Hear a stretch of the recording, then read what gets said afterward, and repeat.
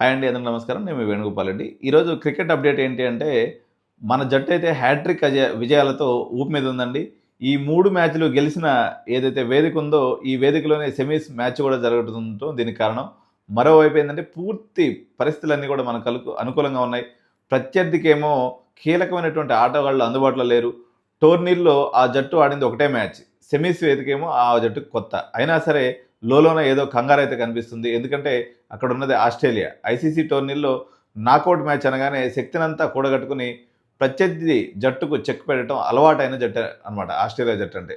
So toss గెలిచి batting చేసినటువంటి Australia match వేదికలో టోర్నీ అత్యధిక స్కోర్‌ని నమోదు చేయడంతో మరింత ఆందోళన అయితే పెరిగింది. స్కోర్ బోర్డుపై 50 పరుగులైనా చేయకముందే ఓపెనర్లు ఇద్దరు కూడా ఫెవిలియన్ చేరిపోయేసరికి ఆందోళన రెట్టింపైంది. కానీ తన సామర్థ్యంపై సందేహాలు వ్యక్తం చేసిన వాళ్ళందరికీ పాకిస్తాన్ మ్యాచ్‌తో గట్టి సమాధానం చెప్పిన కింగ్ కోహ్లీ ఎవరైతే ఉన్నారో కంగారుతో కీలక పోరులోనూ తన విలువైనటువంటి ఆహ్, విన్నింగ్స్ అయితే దీంట్లో కూడా చేయడం జరిగింది.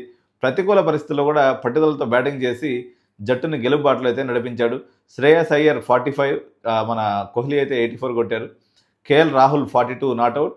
హార్దిక్ పాండ్యా 28 సమయోచితమైనటువంటి ఇన్నింగ్స్‌తో ఆడటంతో మరోసారి మూడోసారి ఛాంపియన్ ట్రోఫీ ఫైనల్లోకి దూసుకెళ్ళినటువంటి ఇండియా. సో ఇది మరిన్ని క్రికెట్ అప్డేట్స్ ఎప్పటికప్పుడు 89 మీకు అందిస్తుంటుంది. Thank you so much.